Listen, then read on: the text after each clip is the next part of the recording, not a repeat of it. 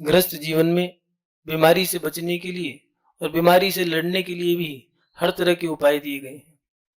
ऐसी ऐसी बीमारियां हो जाती हैं, टेंशन, इस टेंशन के मारे शुगर हो गई, BP, thyroid, cholesterol, bypass, operations, गुर्दे खराब होना, kidney problem, dialysis, piles, fissure, जिन्हें भगंदर और बवासीर कहते हैं, लीवर का खराब हो जाना, मोतियाबिंद हो जाना, आंखों की रोशनी के साथ साथ कानों की ध्वनि का कम, सुनने की शक्ति कम हो जाना,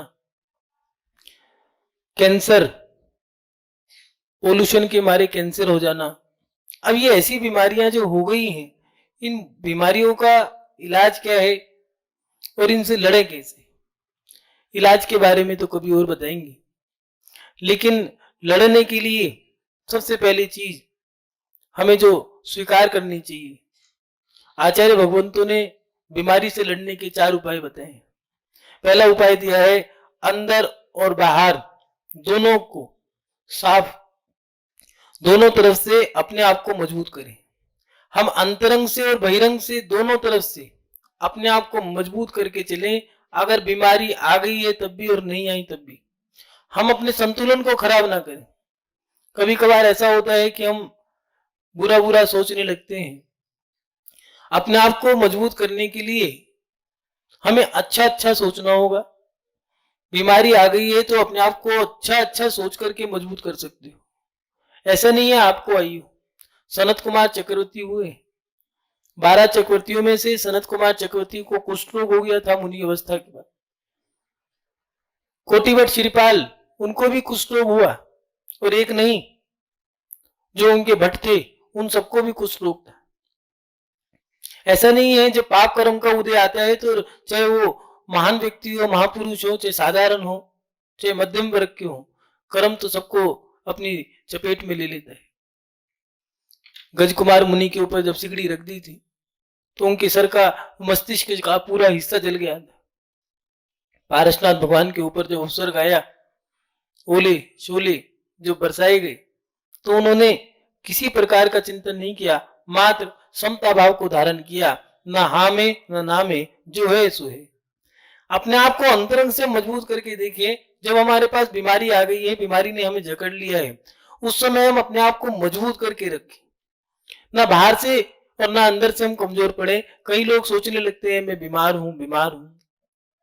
जैसे वो ये सोचने लगते हैं, व्यक्ति बीमारी तब हावी होती है जब तुम अपने आप को बीमार सोच लो। लोग कहते हैं पेट खराब है, पेट खराब नहीं है। जो व्यक्ति बीमार है उसका दिमाग खराब हुआ है, तब जाकर के बीमार हुआ है। जब वो नकारात्मक सोचने लग जाएगा तब जाकर के उसके अंदर पहले मानसिक बीमारी आएगी, फिर उसको भूख कम लगनी शुरू हो जाएगी, 2 टाइम की जगह 1 टाइम खाएगा, शिथिलता आ जाएगी, कमजोरी आ जाएगी, और धीरे धीरे जो शरीर के पार्ट है, ऑर्गन्स और बोन, हड्डियां और मांसपेशियां, वो धीरे धीरे धीरे धीरे कमजोर होने लगेंगी और व्यक्ति धीरे धीरे अस्वस्थ महसूस करने लग जाएगा और अस्वस्थ हो जाएगा। इसलिए स्वस्थता के लिए हमें अंतरंग से और बहिरंग से, बाहर और अंदर से, दोनों तरफ से अपने आप को मजबूत करना होगा। हमारी क्रिया कैसी है, बाहरी क्रिया भी हमारी अच्छी हो, अच्छी अच्छी हम क्रिया करें। कुछ लोग चेहरा लटका के बैठे रहते हैं, मुंह लटका के बैठे हैं, सुबह उठे, उठते के साथ ही चेहरा देख करके कैसे हो, बस किसी ने पूछ भी लिया ठीक हो, ठीक है, चल रही है, कट रही है। अगर आप ये भी कह सकते थे कि मैं हाँ स्वस्थ हूं, अगर बीमारी तो आपको आ गई है, बीमारी लग गई है, अब आप उसको हंस करके या रो करके मानना आपके ऊपर है। हंस करके मान लो या रो करके मान लो। अरे जब बीमारी आ गई है तो हंसी लो, रो करके फायदा क्या है? और अगर आप हंस लिए तो बीमारी भाग भी सकती है, लेकिन रो गए तो वो हावी हो जाएगी। जैसे देवताओं के ऊपर दिया है कि किसी व्यक्ति के ऊपर देवता को अटैक करना है, किसी पे आक्रमण करना है, या किसी भूत प्रेत की बाधा को लगना हो, तो जो व्यक्ति कमजोर होगा उसको भूत प्रेत की बाधा पहले लगती है। ऐसे ही ये आंवला आंवला आदि व्याधि बीमारियां जो हैं, ये उन्हें ज्यादा लगती है जो कमजोर हैं। इसलिए हमें अंतरंग को मजबूत करना होगा और उसके साथ साथ बाहर की जो हमारी क्रिया है, बाहर की साफ सफाई भी हमें जरूर रखनी होगी। हमें अच्छी अच्छी क्रियाओं का करना होगा। उठना बैठना, हम उन लोगों के साथ बैठे। प्राय करके बीमार व्यक्ति खोजता है कि मुझे बैठने जिसके साथ मैं बैठूं वो भी बीमार हो। उदास जब व्यक्ति होता है तो सोचता है कि मैं उन्हीं लोगों के साथ बैठूं जो उदास हो, जिनके चेहरे उदास हो, जो हताश हो, निराश हो, उन्हीं को ढूंढता है। आप बीमार हो तो स्वस्थ व्यक्ति के साथ बैठो जिससे कि आप स्वस्थ हो जाओगे। वो हंस रहे हैं, आप भी हंसो। नहीं सामर्थ्य आपकी कोई बात नहीं, लेकिन सोच तो अच्छी रख सकते हो उस समय। इसलिए अपने अंतरंग को और बहिरंग को दोनों को आपको मजबूत करना होगा। अंतरंग में आप महापुरुषों का चिंतन करें कि उनको भी तो बीमारी आई थी। ऐसा नहीं है, आप शास्त्रों की महापुरुषों का चिंतन करें। जिन लोगों ने आपने जिनको देखा है, आपके पूर्वज, आपके माता पिता, आपके दादा दादी, आपके अड़ोस पड़ोस में, या फिर आपने जो पढ़े हैं, उन लोगों के बारे में चिंतन करें। एक लड़की जिसके ऊपर से 49 बार ट्रेन गुजर गई, उसके पैर के ऊपर से, और फिर भी वो लड़की हार नहीं मानती है कि मैं अपने जीवन में कुछ करके दिखाऊंगी, और एवरेस्ट की चोटी चढ़ गई। एक पैर के माध्यम से कोई एवरेस्ट की चोटी चढ़ भी सकता है क्या? आप तो यही सोचते रहोगे, और वो चढ़ गई। इसलिए आप उन लोगों के बारे में चिंतन करें जिनके माध्यम से आपको सकारात्मकता मिले, आपको ऊर्जा मिले, अंतरंग को मजबूती मिलती है। आप सकारात्मक व्यक्तियों के बारे में सोचें जिन लोगों ने इतना संघर्ष किया। कि मेरे साथ तो क्या हुआ, कुछ लोग कहते हैं हमने जीवन भर पापड़ बेले। अरे पापड़ आपने बेले हैं क्या? पापड़ सीता ने नहीं बेले क्या? गृहस्थ जीवन में माता पिता के नीचे रही, और उसके बाद जब शादी हो गई, शादी के बाद वनवास गई, वनवास से लौट के आई तो फिर देश निकाला दे दिया, देश निकाला देने के बाद लौट के आई तो अग्नि परीक्षा ली, अग्नि परीक्षा के बाद दीक्षा ले ली, दीक्षा लेने के बाद 60,000 उपवास किए। कितना संघर्ष उनने किया होगा, और उसका फल पति इंद्र का पद प्राप्त किया। इसलिए उन लोगों का चिंतन करो कि उन्होंने कैसे संघर्ष किया होगा, कैसे उन्होंने लड़ाई करी होगी। कोटिभट श्रीपाल अपनी बीमारी से भी लड़ रहा है, और अपनी बीमारी के साथ साथ अपनी पत्नी को भी प्रसन्न करने की कोशिश कर रहे हैं। गृहस्थी भी चला रहे हैं, पैर नहीं है, दोनों हाथ नहीं है, दोनों पैर नहीं है, फिर भी आकाश में उड़ने की उम्मीद है। अपने एक उम्मीद के सारे जी रहा है, और कई लोगों को मोटिवेट कर रहे हैं। एक नहीं, हजारों लोगों को मोटिवेट कर रहा है। इसलिए उन लोगों के बारे में सोचे जो हमें ऊर्जा दे सकते हैं। अपने अंतरंग को मजबूत बनाने का प्रयास करें, और उसके साथ साथ बाहर की जो क्रियाएं हैं, बहिरंग क्रिया को भी, बाहर की आपकी जो उठना बैठना बोलना चालना, बीमारी के समय में आप सकारात्मक लोगों के साथ बैठे बोले, अच्छी सी अच्छी क्रिया करें, साफ सुथरी क्रिया करें। कुछ लोग बीमारी में नहाते ही नहीं है। नहाने का त्याग क्यों भैया? पानी की बचत होगी क्या? बीमारी के समय में स्नान भी दिया है। अगर हॉस्पिटल में भी आप एडमिट हो जाते हो तो गर्म टोवल से, एक गर्म कपड़े के माध्यम से, जिसमें पानी गर्म पानी में डुबो लिया है, उस गर्म कपड़े के माध्यम से शरीर को पोंछा जाता है, जिससे कि आपके रोग कम हो, आपके कीटाणु कम हो। इसलिए बीमारी के समय में बाहर का साफ सफाई का वातावरण पूरा होना चाहिए, साफ सफाई भी होनी जरूरी है। इसलिए अंदर और बाहर दोनों से आपको मजबूत होना पड़ेगा। दूसरी बात ये, खान पान पर पूरा ध्यान रखना होगा। बीमारी के समय में अगर आपको लड़ना है तो आपको खान पान पे ध्यान रखना होगा, अच्छा भोजन करना होगा, स्वच्छ शुद्ध पौष्टिक सात्विक भोजन आपको करना होगा। आप बीमार पड़ते हो तो प्राय करके आपने देखा होगा, डॉक्टर के पास जाओगे, नाड़ी पकड़ेगा, 1 मिनट नाड़ी पकड़ने के बाद कहेगा हाँ ठीक है, कुछ दवाई लिख देगा, और कहेगा डाइट। आप पूछोगे क्या खाना है, क्या परहेज करना है? एक काम करो, पपीता, चीकू, सेब, अनार ये खाना है। क्या नहीं खाना है? जले फूके तले पदार्थ नहीं खाने हैं। कड़ी पकौड़ी कचौड़ी ये सब चीजें छोड़ दो। तो खाएं क्या? खिचड़ी, जिसमें घी ना हो, मिर्च ना हो, तेल ना हो, मात्र नमक डला हो, और दूध दलिया, पपीता, चीकू, सेब, अनार। इससे क्या हुआ है? ये एक साधारण भोजन है जो आपके पेट को साफ कर देगा, और अंदर का जो मल होगा, विकार होंगे, वो सब निकाल देगा। ज्यादा हो तो मूंग की दाल का पानी, मूंग की दाल और बिना घी का फुल्का।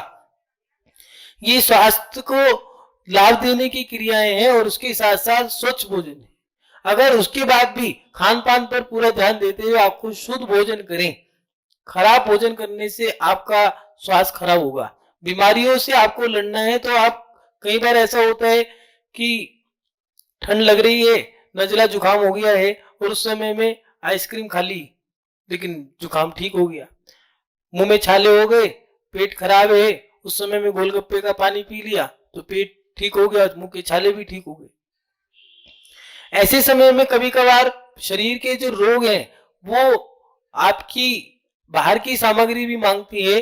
कभी कभार ऐसा होता है उन चीजों को खाने से हम ठीक हो जाते हैं, लेकिन उसमें आप कंट्रोल करें, ज्यादा ना खाएं, उसमें थोड़ा सा मन के मुताबिक। आयुर्वेद में दिया है जो रुचे सो पचे, जो आपको रुच रहा है वो आपको पचेगा, लेकिन इतना ना खाएं जिससे कि वो रुचने की जगह आपको हानिकारक बन जाए।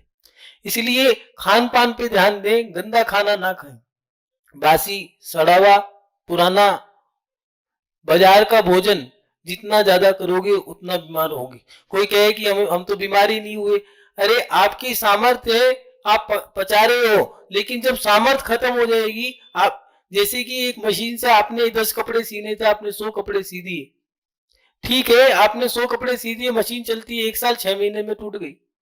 ऐसी आपका शरीर है, आप कह रहे हो हमारी सामर्थ्य, हम खा रहे हैं, कोई बात नहीं, खा लो, आप जीते 80 साल, अब शरीर की जो आते हैं वो खराब हो गई हैं, 80 40 साल 50 साल की उम्र में अब डॉक्टर ने कह दिया कोलेस्ट्रॉल हो गया, बीपी हो गई, बीपी है, शुगर है और थायराइड है, घी बंद, चिकनाई बंद, तला बंद, खट्टा बंद, मीठा बंद, और उसके साथ साथ आपके तिक्त पदार्थ जो है, कड़ी पकौड़ी, कचौड़ी, छोले भटूरे, ये सब आपका त्याग हो गया। निकला क्या रिजल्ट, क्या निकला? वही रिजल्ट निकल के आया है कि जिन्होंने सात्विक भोजन किया है उनका 80 साल में भी कोई डॉक्टर ने किसी ने कोई बीमारी नहीं बताई है, और जिन्होंने दवा के खा लिया है अब वो 40 साल की उम्र से ही दवा खाने से दवाई लाते हैं, और जितना भोजन करते थे उसके साथ साथ उतनी दवाई खाते हैं। इसलिए अपने आप को स्वस्थ रखना है तो पहले अपने खान पान को स्वस्थ रखें। आज के समय में लोगों का खान पान बाजार का ज्यादा हो गया है, वो ऐसे तरल पदार्थों को खाने लग गए हैं, सुबह उठते की साथ ही कड़ी कचौड़ी चाहिए, कड़ी पकौड़ी, कड़ी कचौड़ी नहीं तो छोले भटूरे तो चाहिए ही चाहिए। इन चीजों से आपके शरीर की जो आते हैं, जो शरीर के ऑर्गन्स हैं, मांसपेशियां हैं, वो कमजोर हो जाएंगी, उनकी सामर्थ्य इतनी नहीं है जितना आप कर रहे हो। पहले साल में 3 या 4 बार पका हुआ भोजन बनता था, होली, दिवाली, रक्षाबंधन, ज्यादा हो तो वर्षगांठ या जन्म दिवस, वो भी घर के मुखिया के जन्म दिवस पे बनता था, क्योंकि अगर सबके जन्म दिवस मनाएंगे तो पूरे दिन जन्म दिवस ही मनाते रहेंगे। 10-10 15 तो बच्चे होते थे, फिर उनकी पत्नियां हैं, उनके बच्चों के भी बच्चे हैं, इसलिए मुखिया का जन्म दिवस मनाते थे। होली, दिवाली, रक्षाबंधन और जन्म दिवस, वर्षगांठ, इस पर 4-5 बार पूरे साल में तला हुआ भोजन बनता था। आज आज तो परिस्थिति ऐसी हो गई है कि सुबह उठते ही कड़ी कचौड़ी चाहिए, फोन कर दो घर पे आ जाएगा, पिज्जा चाहिए, बर्गर चाहिए, ओमो मोमो ओमो, ऐसी ऐसी सामग्री आ गई है गप्पे गप्पे कि हम रोज रोज खा करके उनको खाने से बीमारी हो रहे हैं, पेट सड़ता जा रहा है, पेट बढ़ता जा रहा है, सब परेशान है, व्यक्ति खुद परेशान है, डॉक्टर भी कह रहा है वजन कम करो, पैर खराब हो जाएंगे, लेकिन हम करें क्या? हम वो चीज नहीं कर पा रहे। अपने जीवन का हमें संतुलन बनाना होगा, खान पान पे भी ध्यान रखना जरूरी है। इसलिए खान पान को शुद्ध रखें, शुद्ध और स्वच्छ रखें। जब भोजन आप करते हो तो हाथ पैर धो करके, भोजन बनाने से पहले की जो क्रिया है उसमें भी थोड़ा सा महिला वर्ग भी ध्यान रखें। सामग्रियों को पानी में आप लोग थोड़ी देर रखें। सब्जियों को धो करके उबले हुए गर्म पानी में, गुनगुने पानी में सब्जी को थोड़ी देर डुबा के रखें।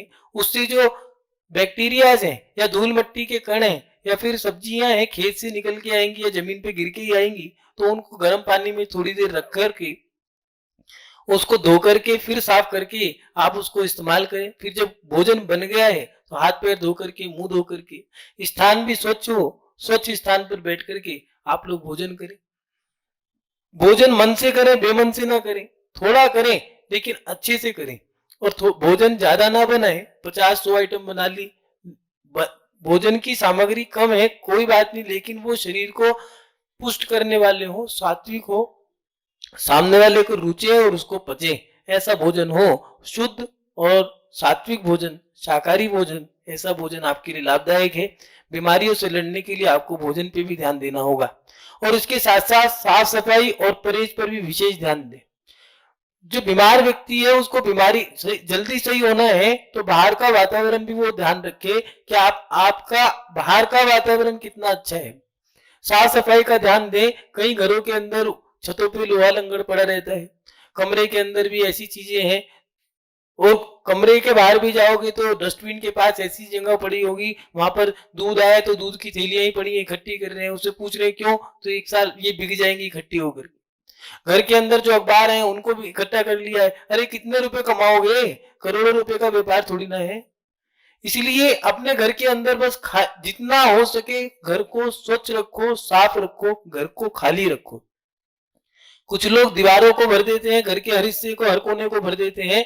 जितना घर खाली रहेगा उतना घर में ज्यादा मन लगेगा, क्योंकि हर चीज की ऊर्जा होती है, कुछ नकारात्मक ऊर्जा होती है, कुछ सकारात्मक होती है। इसलिए अपने बाहर की साफ सफाई का भी ध्यान रखें, अपने कमरे का, अपनी गली का, अपने कपड़ों का, अपने तन का भी ध्यान रखना होगा। बाहर की साफ सफाई के साथ साथ परहेज भी करना होगा। बीमारियां परहेज के साथ ठीक होती हैं, हमसे तो कंट्रोल होता ही नहीं है। जरा सी गर्मी लगी, नहीं पंखा चला लिया। बुखार के समय में जब औषधियां काम करने लगती हैं तो अंतरंग में गर्मी लगने लगती है, और जैसी गर्मी लगी हमें पंखा चला लिया, फिर बुखार हो गया। वो बुखार नहीं रहा, वो निमोनिया टाइफाइड बन गया। इसलिए परहेज करना जरूरी है। थोड़ा सा कंट्रोल करो। हम तो रह ही नहीं सकते, सुबह उठते ही हमें तो कड़ी कचौड़ी चाहिए, तला हुआ पदार्थ चाहिए। भैया इन सब पे कंट्रोल करो, नहीं तो अगर ये बीमारी बढ़ गई तो क्या पता वो बीमारी महामारी बन जाए। इसलिए बीमारी के समय में आपको साफ सफाई पे भी ध्यान देना होगा, और उसके साथ साथ बाहर आपको परहेज भी करना होगा। और साफ सफाई बाहर के साथ साथ अंतरंग की साफ सफाई भी करनी होगी, आपके विचारों पे भी, कि आपके विचार कैसे। गंदा गंदा सोच रहे हो, उसने मुझे ऐसा कह दिया, उसने मुझे वैसा कह दिया, छोड़ो भैया, कह दिया। उसने मेरे साथ ऐसा कर दिया, मुझे मेरे साथ वैसा किया था, उसने मुझे पूछा ही नहीं, उसने मुझे दिया नहीं, कोई बात नहीं, आप खड़े होके खुद ले लो, आपके भी तो दो पैर हैं, दोनों हाथ हैं। इसलिए इन चीजों को आपको अंतरंग को भी साफ करना होगा। बाहर को भी ज्यादा सोचने से, ज्यादा विचार करने से बीमारी लगेगी। स्वस्थ आप स्वयं होंगे, दूसरा व्यक्ति कोई स्वस्थ नहीं कर सकता। औषधियां भी एक समय तक ही काम करती हैं, मात्र हमारी शक्ति वो हम पे काम करती है। और उसके साथ साथ हम अपनी सोच को सकारात्मक बनाएं। जितना अच्छा सोचोगे उतना आप स्वस्थ रहोगे। सकारात्मक सोच व्यक्ति को सुंदर बनाती है, स्वस्थ रखती है। इसीलिए सकारात्मक सोच का होना जरूरी है। किन्हीं लोगों से कोई पूछे आपसे आप कैसे हो, तो आप बोलो ठीक हूं। अपने आप अंदर में भी ये सोच सकते हैं आप कि मैं पूर्णतया स्वस्थ हूं, नहीं तो मैं स्वस्थ होके रहूंगा। ये विचारधारा भी आप बना सकते हो। अगर आपने किसी ने पूछ लिया आप कैसे हो, हम तो भैया बीमार हैं, क्या हो गया, बुखार है, तो कह रहा कोई बात नहीं, तो छोटी सी बीमारी ठीक हो जाएगा, क्या सोचना। अब आपको एहसास हो रहा है कि वो मेरे को ऐसा बोल गया, उसने बोला नहीं है, बात तो वो सही कह के गया है, लेकिन हम कई बार ऐसी सोच बना लेते हैं, हम अपनी सोच को ऐसा बना लेते हैं कि सामने वाला व्यक्ति हमें कितना भी समझाए वो हमें बुरा लगने लगता है। इसीलिए अपनी सोच को सकारात्मक रखो। अगर बीमारियों से लड़ना है तो आपको अंतरंग से मजबूत होना पड़ेगा, और बाहर से भी आपको मजबूत होना पड़ेगा। अगर कोई कह दे आपको कोई बात, तो उसको भी सुनने के बाद आप उसको भूल जाओ, पीछे गिर दो। और उसके साथ साथ अंतरंग से मजबूत होना माने महापुरुषों का आप चिंतन करें, उनको देख करके आप मजबूती प्राप्त करें। और उसके साथ साथ खान पान पर पूरा ध्यान दें, शुद्ध भोजन। जितना खान पान पर ध्यान अच्छा दोगे, बीमारियां उतनी कम लगेंगी। कुछ लोग, कुछ महिलाएं, आज के समय में नई टेक्नोलॉजी आ गई है कि प्लग लगा दो तो प्लग से कुकर चल जाएगा। नॉन स्टिक तवे या एल्युमिनियम की कुकर, इन चीजों से आपका स्वास्थ्य खराब होगा। एल्युमिनियम की धातु में भोजन करने से शरीर के जो हाड़ मांस है, उन हड्डियों के ऊपर जो ग्रीस लगी होती है, जो तत्व होता है, वो कम हो जाता है। और आपके शरीर के जो जॉइंट होते हैं, जैसे कंधे का जॉइंट, हाथ का जॉइंट जिसको एल्बोस का जॉइंट का है, या फिर घुटने के दर्द, ये बने रहते हैं। इसीलिए घरों के अंदर आप जो भोजन बना रहे हो वो स्वच्छ बनाओ, मर्यादित बनाओ, प्राचीन पद्धति के अनुसार आप बनाओ, गैस का भोजन सब लोग भोजन करने लग गए हैं, लेकिन जो किसान लोग हैं उनको कोई बीमारी नहीं होती है। वो भी एक भूसे का जो काम करते हैं, फसल के कारण उनको एक बीमारी लग जाती है, लेकिन खान पान के अगर देखा जाए तो उनका खान पान अंगीठी पे बनता भोजन, चूल्हे पे बना हुआ भोजन जो है वो पका हुआ भोजन है। आप गैस पे एक टेम्परेचर से अग्नि निकलती है और जो चूल्हे की अग्नि है वो हवा में पिटती है, तो उससे भोजन पका हुआ बनता है। और वो पका हुआ भोजन हम जब करते हैं तो हमें लाभ देके जाता है। नई पद्धति के लोग क्या करते हैं, एक कुकर लिया या एक भिगोना लिया, उसमें थोड़ा तेल डाल दिया, घी डाल दिया, सारे मसाले डाल दिए, पानी डाल दिया, सब्जी डाल दी और उसको रख दिया। अब वो तेज आंच पे रख दिया, 5 मिनट में तैयार, जिसको बोला फास्ट फूड। अरे वो भोजन पका नहीं है, वो भोजन जल गया है। जला हुआ माने वही नहीं होता जिसमें से बदबू निकले। जला हुआ माने वो तेज आंच पे आपने रख दिया है, वो बहुत जल्दी बन करके तैयार हो गया है, वो भी अध पका भोजन है, कच्चा भोजन है, अभी वो पका नहीं है, पिटा नहीं है, पिसा नहीं है। इसलिए वो वाली जो आज के समय में पद्धति चल गई है, इन पद्धतियों को ना करें, इन पद्धतियों के अनुसार आप भोजन ना बनाएं। हमारी प्राचीन पद्धति जो चूल्हे की पद्धति थी वो बहुत अच्छी है, उस पर ध्यान रखें।